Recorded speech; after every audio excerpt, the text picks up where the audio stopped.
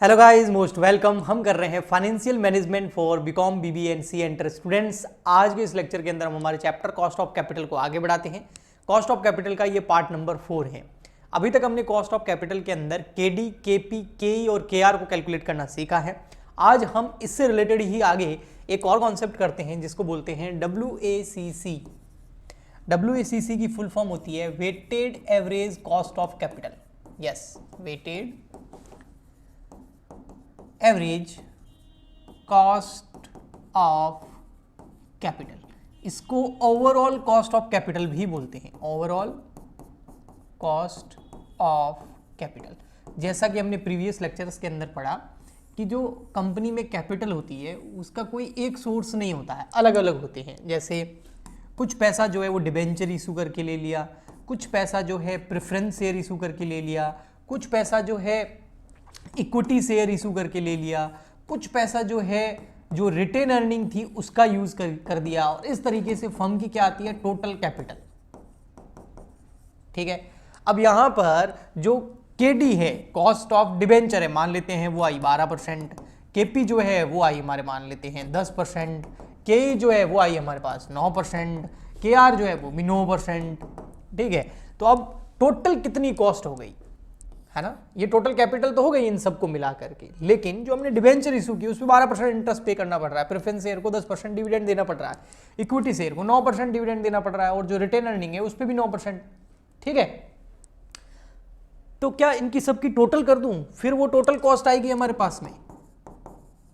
नहीं, ऐसे हम टोटल कॉस्ट नहीं निकाल सकते, वो हमारी यूज नहीं आएगी। टोटल कॉस्ट अगर परसेंटेज में मैं बोलूं तो, है ना, टोटल कैपिटल की बात नहीं कर रहा हूं। उस टोटल कैपिटल को हमने ऐसे ऐसे रेज किया है और उस पर इतना इतना इतना हमको जो है पे करना पड़ रहा है, रिटर्न देना पड़ रहा है, वो इंटरेस्ट के रूप में और डिविडेंड के रूप में। तो टोटल कितना पे करना पड़ रहा है, तो वो हम अगर ऐसे निकालेंगे 12 + 10 + 9 + 9 तो बहुत ज़्यादा हो जाएगा। नहीं, हमें इसके लिए क्या करना पड़ेगा, इनका वेट देखना पड़ेगा। जो टोटल कैपिटल है हमारी, मान लेते हैं फर्म की 10 लाख रुपए, तो उस 10 लाख रुपए में डिबेंचर कितने हैं कि सर वो 3 लाख रुपए के, प्रेफरेंस शेयर कितने हैं कि सर वो 2 लाख रुपए के हैं, इक्विटी शेयर कितने, वो 4 लाख रुपए के, और रिटेन कितनी यूज करी, 1 लाख रुपए। तो इनका वेट देखना पड़ेगा। तो आप इनका अगर वेट निकालोगे, वेट, तो वो वेट कितना आएगा, यहाँ आएगा 0.30। कैसे, 3 lakh divide by 10 lakh, 2 lakh divide by 10 lakh, तो 0.20। परसेंटेज में तो 30% है ना, परसेंटेज में अगर करोगे तो 30% जो है टोटल कैपिटल का वो क्या है, डिबेंचर है, 20% जो है वो प्रेफरेंस शेयर है, और जो है आपका 40% जो है वो इक्विटी शेयर है, और 10% जो है वो रिटेन अर्निंग है। तो ये टोटल 100% हो गया। और अगर इसको पॉइंट्स में देखेंगे तो 0.30, 0.30, 0.40 और 0.10 इक्वल टू हो गया 1, और यहाँ इक्वल टू हो जाएगा 100%। तो इनका सबका वेट अलग अलग है ना। तो हम क्या करेंगे, weighted average cost of capital निकाल लेंगे। इसमें हम क्या करेंगे, इस वेट को मल्टीप्लाई कर देंगे इसकी जो रिटर्न है, जिसपे जो हम इंटरेस्ट पे कर रहे हैं, या जो हमारी कॉस्ट ऑफ परसेंटेज है डिबेंचर की। तो डिबेंचर के वेट को डिबेंचर की कॉस्ट से, प्रेफरेंस शेयर की वेट को प्रेफरेंस शेयर की कॉस्ट से, और इक्विटी शेयर की वेट को इक्विटी शेयर की कॉस्ट से, और रिटेन अर्निंग की को रिटेन अर्निंग की। इस तरीके से फिर हमारे पास जो आंसर आएगा वो होगा weighted average cost of capital. Overall हमको कॉस्ट कितनी पड़ रही है अलग अलग सोर्सेज से फंड रेज करने के बाद में। ओके, तो इसको हम एक न्यूमेरिकल क्वेश्चन से समझते हैं तो बेहतर समझ में आएगा। तो ये आपके सामने क्वेश्चन है, ये मैंने सीए इंटर की जो ICAI institute of chartered accountant of India का जो मॉड्यूल है वहां से मैंने ये क्वेश्चन लिया है। ओके, ठीक है, तो यहां पर देखिए क्या क्या लिखा हुआ है। ICAI के CA इंटर, जिसको IPCC बोलते थे पहले, ठीक है, वहां से मैंने ये क्वेश्चन लिया है। अब देखो क्या लिखा हुआ है, calculate the weighted average cost of capital using the following data by book value weight और मार्केट वैल्यू वेट। भाई दो तरह के वेट होते हैं, एक बुक वैल्यू के हिसाब से होते हैं जो फेस वैल्यू के हिसाब से मल्टीप्लाई होते हैं, और एक मार्केट प्राइस के हिसाब से भी होते हैं। तो दोनों तरीके से आपको क्वेश्चन करना है। क्वेश्चन में आपको कैपिटल स्ट्रक्चर कुछ इस तरीके से दे रखा है। डिबेंचर यानी कि जो हमारा केडी है ना, कॉस्ट ऑफ डिबेंचर निकल जाएगी, यहाँ से KPM cost of preference share निकाल देंगे, यहाँ पर के यानी कि कॉस्ट ऑफ इक्विटी निकाल देंगे। तो उनका वेट कितना कितना दे रखा है बुक वैल्यू के हिसाब से। ये आपको क्वेश्चन में बुक वैल्यू दे रखी है। क्या दे रखी है, बुक वैल्यू। तो हमारा जो डिबेंचर है वो 5 लाख रुपए का है, प्रेफरेंस शेयर वो भी 5 लाख रुपए का है, इक्विटी शेयर वो कितना है, वो 10 लाख रुपए का है। तो टोटल हमारा फंड कितना हो गया, 20 लाख रुपीज का। ओके जी, मार्केट प्राइस भी दे रखी है, डिबेंचर की 105 दे रखी है, प्रेफरेंस शेयर की 110 रुपये दे रखी है और इक्विटी शेयर की 24 रुपये मार्केट प्राइस आपको यहाँ दे रखी है। इसके अलावा कुछ इन्फॉर्मेशन आपको और दे रखी है कि इनका रिडम्पशन वगैरह कब होना है, इनकी इंटरेस्ट रेट वगैरह क्या है। आपको ओवरऑल एंड में निकालना है weighted average cost of capital, ठीक है, weighted average cost of capital, ठीक है। तो चलिए कैलकुलेट करते हैं। तो इसके लिए हमको सबसे पहले दो चीज़ें चाहिए। आपको पता है इसकी टेबल बनाता हूं मैं, देखो ये ऐसे बनेगा। सबसे पहले बुक वैल्यू का निकाल रहा हूं मैं, ठीक है, weighted average cost of capital on book value, ठीक है। तो कैसे करेंगे, तो देखो इसके लिए आपको एक टेबल बनानी पड़ेगी जिसमें आपको सबसे पहले दिखाना पड़ेगा सोर्स ऑफ फंड, फिर आप दिखा देंगे कैपिटल कितनी है, फिर उस हिसाब से आप निकाल देंगे वेट, फिर कॉस्ट से मल्टीप्लाई करेंगे तो weighted average cost of capital आ जाएगा। यानी कि सबसे पहले सोर्स, तो इसमें हमारे पास एक तो डिबेंचर, एक है प्रीफरेंस शेयर। डिबेंचर की इंटरेस्ट रेट कितनी है, डिबेंचर के आगे नहीं लिखी हुई, एडिशनल इन्फॉर्मेशन में दे रखी है, मैं बता दूंगा। और एक इक्विटी, रिटेन अर्निंग है ही नहीं, पूरा का पूरा जितना भी होता है वो इक्विटी शेयर को हम डिविडेंड के रूप में दे देते हैं। यहाँ आ जाएगा हमारा जो फंड है, अमाउंट है ना, यहाँ आ जाएगा हमारा वेट, यहाँ आ जाएगी हमारी कॉस्ट, और फिर वेट और कॉस्ट को मल्टीप्लाई करेंगे तो weighted average cost of capital आ जाएगी। देखें जरा कैसे, फंड तो हमको पता ही है, डिवेंचर कितने के हैं 5 लाख के, प्रेफरेंस शेयर कितने के हैं 5 लाख के, और इक्विटी कितने की है 10 लाख की, ये अभी हमने देखा था। तो टोटल फंड कितने का हो गया 20 लाख रुपीज़ का। तो अब वेट तो आराम से निकाल सकते हैं, बिल्कुल आराम से, ये देखो, ठीक है, ये देखो यहाँ 20 लाख रुपीज़ है ना, तो वेट तो आराम से निकाल सकते। कैसे निकालेंगे, देखो बिल्कुल सिंपल है। हमको क्या करना है, डिबेंचर का वेट निकालना है, तो 5 लाख ले लो और उसमें divide 5 lakh upon 20 lakh multiply 100 करोगे तो परसेंटेज में आ जाएगा, 100 नहीं करोगे तो पॉइंट्स में आ जाएगा। पॉइंट्स में लिखना ही बेटर रहता है। सो 5 lakh divide by 20 lakh multiply by 100, तो ये आ गया 0.25, यानी कि 25% जो है हमारे टोटल फंड में वो क्या है, डिबेंचर है, डेप्ट है, और 25% क्या है, प्रेफरेंस शेयर है जिसपे फिक्स डिविडेंड पे करना पड़ता है, और 50% क्या है हमारे पास में, वो है हमारा इक्विटी शेयर कैपिटल। तो टोटल यहाँ पर वेट कितना हो गया 1, ये तो हो गया। लेकिन अब हमको क्या चाहिए, कॉस्ट ऑफ चाहिए, cost of debenture, cost of preference share, cost of equity share, KD, KP और केई, ये तीनों चीजें चाहिए। और ये तीनों चीजें क्वेश्चन में कई बार दे रखी होती है और कई बार हमको कैलकुलेट करनी पड़ती है। यहाँ पर दे नहीं रखी है, हमको कैलकुलेट करनी पड़ेगी। तो कैसे करेंगे, तो आइए देखें। सबसे पहले हम कैलकुलेट करते हैं केडी, कॉस्ट ऑफ डिबेंचर। अब कॉस्ट ऑफ डिबेंचर में हमको ये पता करना पड़ेगा कि हमारे पास जो डिबेंचर है वो रिडीमेबल है या इरिडीमेबल है, ठीक है। तो यहाँ लिखा हुआ है, देखो यहाँ पर नीचे फर्स्ट पॉइंट के अंदर क्या लिखा हुआ है, 100 रुपीज पर डिबेंचर रिडीमेबल एट पार, इसका मतलब रिडीमेबल है, और रिडम्पशन प्राइस क्या है, पार पे है, ओके। 10% कूपन रेट है, तो ये 10% पता है क्या हो गया बेटा, ये 10% में बताता हूँ क्या है, ये 10% है इसकी इंटरेस्ट की रेट। कूपन रेट का मतलब वही इंटरेस्ट रेट, तो 10% वाले डिबेंचर है। तो हमको एक तो इंटरेस्ट रेट पता चल गई, इंटरेस्ट रेट वो है 10%, रिडीमेबल वैल्यू पता चल गई वो कितनी है 100, ओके।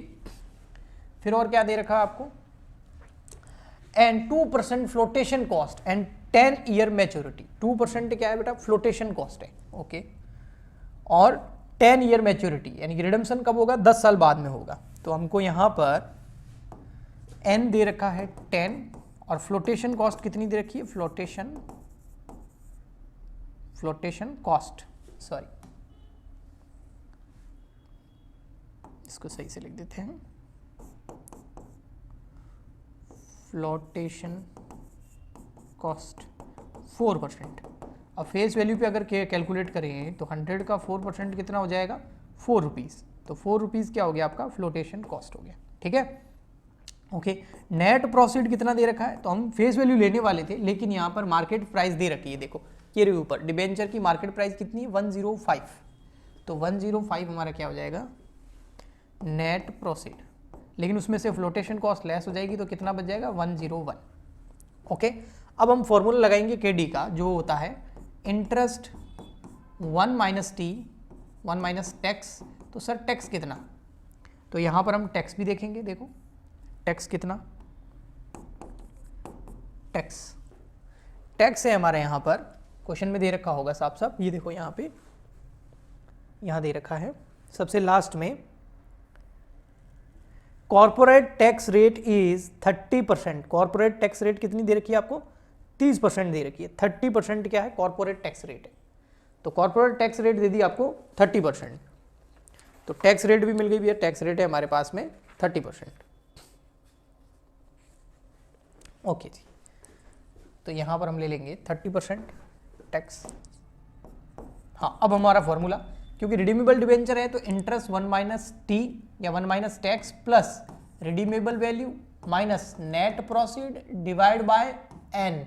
ओके, फिर redeemable value plus net proceed divide by 2 और मल्टीप्लाई बाय 100, ऐसे आई। ठीक है, तो अब देखिए यहाँ इंटरेस्ट कितना है, इंटरेस्ट रेट दे रखा हमको 10% है। इंटरेस्ट रेट कितना है बेटा? 10% है। तो 100 फेस वैल्यू है और 100 का अगर हम 10% करेंगे तो कितना आ जाएगा? 10 रुपए। ओके, 1 माइनस टी 1 और टैक्स का मतलब क्या हो जाएगा? 0.30, क्योंकि इंटरेस्ट हमेशा फेस वैल्यू पे कैलकुलेट होता है और फेस वैल्यू कितनी है? 100 है। ओके, क्योंकि रिडीमेबल वैल्यू एट पार कर रहे हैं तो 100 इशू प्राइस है और 100 ही क्या है? रिडीमेबल वैल्यू है। तो इशू प्राइस जो फेस वैल्यू है आपकी, उस पर ही हम इंटरेस्ट कैलकुलेट करेंगे। अब प्लस आ जाएगा यहाँ पर रिडीमेबल वैल्यू। रिडीमेबल वैल्यू हमको क्वेश्चन में दे रखी है 100 और नेट प्रॉफिट कितना हमने यहाँ कैलकुलेट किया फ्लोटेशन कॉस्ट लेस करने के बाद, तो 101। तो 100 रिडीमेबल वैल्यू 101 ये डिवाइड हो जाएगा 10 का।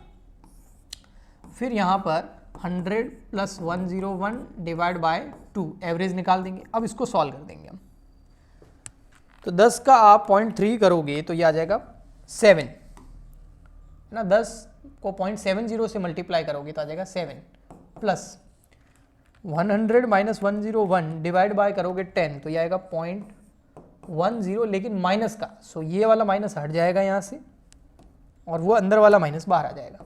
और डिवाइड करोगे आप 100 प्लस 101 डिवाइड बाय 2, 100.5 और मल्टीप्लाई कर दो 100 से, तो 7 माइनस 0.10 डिवाइड बाय 100.5 इंटू 100, तो यह आएगा 6.86%। तो ये 6.86% क्या आ गया? केडी। तो केडी आ गया हमारे पास में 6.86%। ऐसे कैसे हमको क्या निकालना है? केपी भी निकालना है और फिर केई भी। तो चलिए केपी निकालते हैं। अब केपी निकालने के लिए फॉर्मूला लिखना है, लेकिन उससे पहले हमें पता करना पड़ेगा कि प्रेफरेंस रिडीमेबल है या इरिडीमेबल है। तो आइए देखते हैं सेकंड पॉइंट में, 100 रुपीज पर preference share redeemable at par, 100 रुपये का फेस वैल्यू है और इसको हम रिडम्पशन भी 100 पे करेंगे तो रिडीमेबल प्रेफरेंस शेयर है और 5% कूपन रेट है, 2% फ्लोटेशन कॉस्ट है और 10 साल क्या है? इसकी मैच्योरिटी है। तो इसमें फॉर्मूला कौन सा लगेगा वो मैं पहले लिखा देता हूँ ताकि चीज़ें थोड़ी आसान रहेगी। तो इसमें हम फॉर्मूला लगाएंगे प्रेफरेंस डिविडेंड, ठीक है, टैक्स का इसमें फॉर्मूला होता नहीं, हाँ, redeemable value minus net profit divide by 10, जो n है हमारा और यहाँ पर 10 है। रिडीमेबल रिडम्पशन कितने साल बाद में होना है? 10 साल बाद में होता है। Redeemable value plus net profit divide by 2 multiply by 100, ये है। अब एक एक चीज़ पहले हम लिख देते हैं यहाँ पर। सबसे पहले चाहिए मुझको प्रेफरेंस डिविडेंड। देखो प्रेफरेंस डिविडेंड की रेट दे रखी है, प्रेफरेंस डिविडेंड की रेट कितनी है? 4% है, देखो 5% सॉरी। कूपन रेट जो होती है ना, ये डिविडेंड या इंटरेस्ट रेट होती है। अब डिबेंचर पे इंटरेस्ट होता है और शेयर्स पे डिविडेंड होता है, सो यहाँ पर 5% कूपन रेट हो गई। तो ये 5% कूपन रेट जो है ये हमारी क्या है? Dividend rate. और हमारा फेस वैल्यू है 100, उसका 5% करेंगे तो कितना आ जाएगा? 5। ओके, फिर हमको और क्या चाहिए? और क्या दे रखा है हमको? और दे रखा है n, वो 10 दे रखा है मैच्योरिटी, और कूपन जो फ्लोटेशन कॉस्ट है वो कितनी दे रखी है? 2% दे रखी है। तो देखो एक तो दे रखा हमको n, वो दे रखा है 10, और फ्लोटेशन कॉस्ट कितनी दे रखी है? फ्लोटेशन कॉस्ट यहां पर है आपके 2%। फ्लोटेशन कॉस्ट 2%, ठीक है। 2% किस पे? फेस वैल्यू पे। 100 का 2% कितना हो जाएगा? 2। इशू प्राइस पे होता है वैसे ये, और हम मान रहे हैं कि इशू प्राइस जो है हमारी 100 है, तो 2 रुपये क्या हो गई हमारी? फ्लोटेशन कॉस्ट हो गई। और क्या चाहिए हमको? रिडीमेबल वैल्यू चाहिए। रिडीमेबल वैल्यू क्या है? 100 की एट पार ही रिडीमेबल हो रहा है। नेट प्रोसीड चाहिए। नेट प्रोसीड कैसे आ जाएगा? मार्केट प्राइस में से आप फ्लोटेशन कॉस्ट लेस कर दो, और मार्केट प्राइस हमको यहाँ दे रखी है।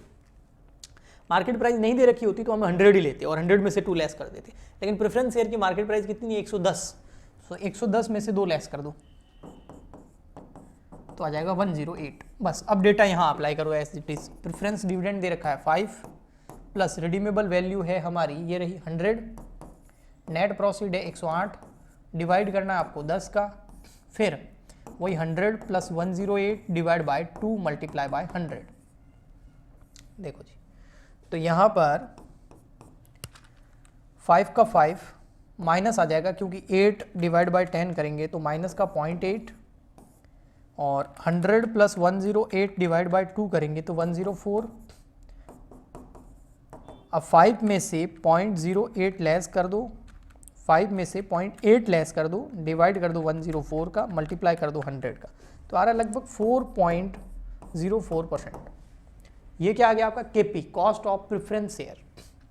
अब हमको और क्या चाहिए, केई चाहिए। केई उसका फॉर्मूला होता है dividend, equity dividend upon net proceed multiply by 100, और अगर ग्रोथ रेट दे रखी है क्वेश्चन में तो ऐड हो जाएगी।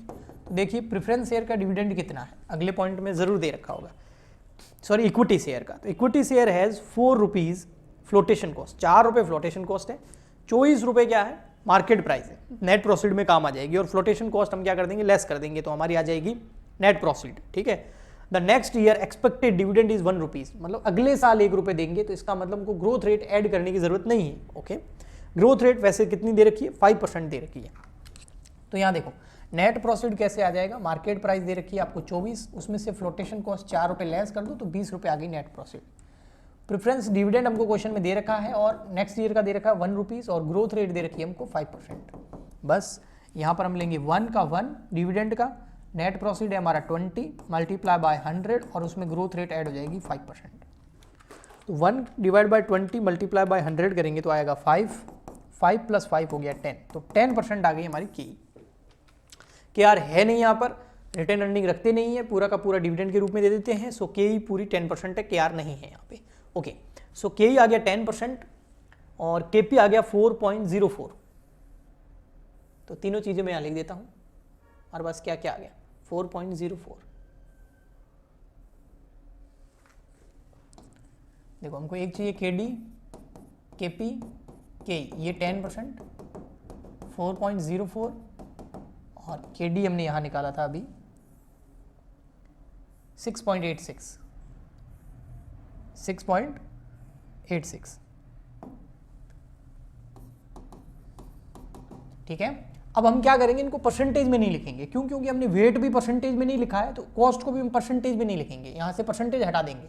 जैसे यहाँ से परसेंटेज हटाएंगे तो इसका मतलब 6.86 में 100 का डिवाइड कर दो, तो ये हो जाएगा आपका 0.0686। 404 में 4.04 में 100 का डिवाइड करेंगे तो ये आ जाएगा 0.0404। ठीक है, नेक्स्ट है आपका 10%, उसमें आप करोगे तो 0.10। अब हमको क्या करना है, ये जो वेट है, ठीक है, सॉरी इसको मैंने ऊपर लिख दिया थोड़ा, ये जो वेट है, इस वेट को हमें मल्टीप्लाई करना है किससे, इस कॉस्ट से।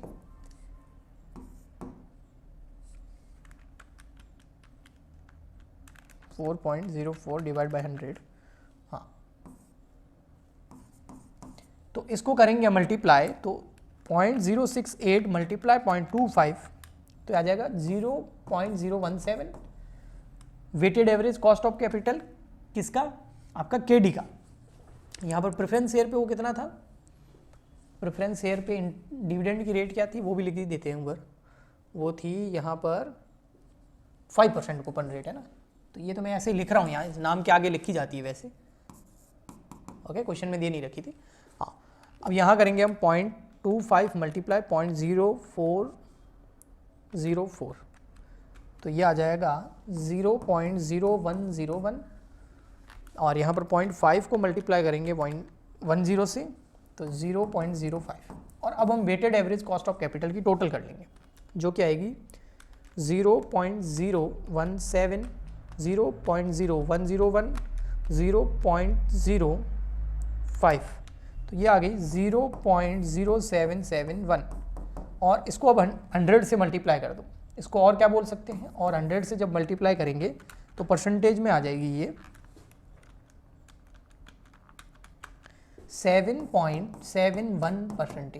ये क्या है, weighted average cost of capital. सारे सोर्सेज का जो हम यूज़ करते हैं उसमें जैसे कैपिटल पे 10% है, किसी पे 4% है, किसी पे 6% है, लेकिन ओवरऑल जब हमने उनका एवरेज निकाला वो भी वेट को साथ में लेकर के, तब हमको ये पड़ा 7.71%।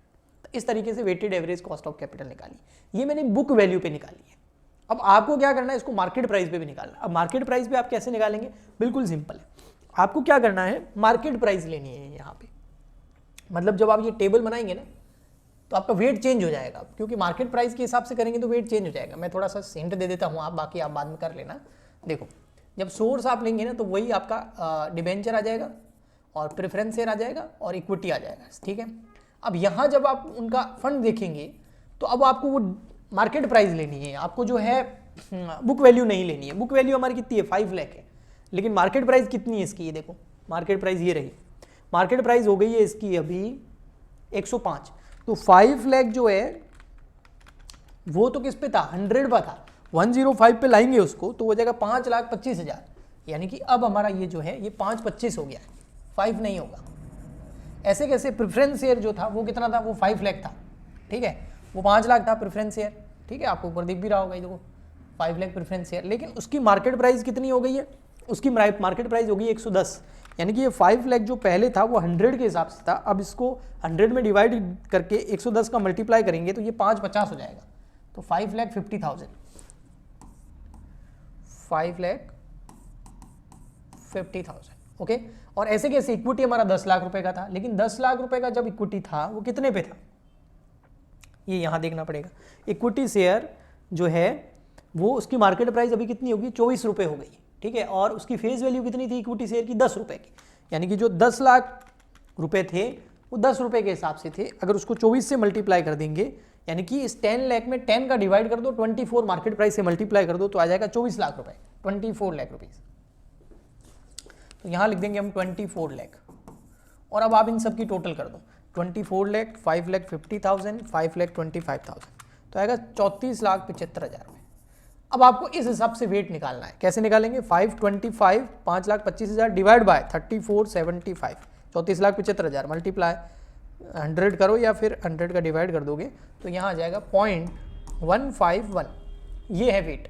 ऐसे कैसे इसका निकालेंगे, 550 डिवाइड बाय 24 मल्टीप्लाई बाय 100, या 100 का मल्टीप्लाई हम नहीं करेंगे तो आ जाएगा 0.2, और राउंड फिगर कर दूंगा मैं तो उसको 3, है ना। और यहाँ की टोटल 1 आएगी तो आप जो है 1 में से 0.23 लेस कर दो, 0.151 लेस कर दो तो यहाँ एकदम सही आ जाएगा एग्जैक्ट 1 माइनस पॉइंट, तो ये यहाँ पर 0.619, ओके। और अब इसको आप क्या करोगे, कॉस्ट से मल्टीप्लाई करोगे, और कॉस्ट कौन सी, वही लेनी है सेम जो अभी हमने कैलकुलेट करी थी। इसकी 10% आ रही थी, इसकी 4.04 कुछ आ रही थी, है ना। इसकी तो आ रही थी 0.10, इसकी आ रही थी 0.040 और इसकी आ रही थी 0.068। और अब आप क्या करोगे, इस वेट को किससे मल्टीप्लाई करोगे, कॉस्ट से। तो क्या आ जाएगी, weighted average cost of capital, उसकी टोटल कर देना, फिर उसको परसेंटेज में कन्वर्ट कर देना 100 से मल्टीप्लाई करके, ठीक है। तो ये तो आई होप आपसे हो जाएगा। तो काफ़ी हद तक मैंने ये चैप्टर आपको करवा दिया है, इससे आपको एग्जाम में काफ़ी हेल्प मिलेगी। प्लीज़ ज़्यादा से ज़्यादा इन वीडियोस को लाइक करें, शेयर करें, सब्सक्राइब करें, कमेंट करें, सपोर्ट करें। हम मिलते हैं नेक्स्ट लेक्चर में। आज के लिए इतना ही, तब तक के लिए goodbye and thank you.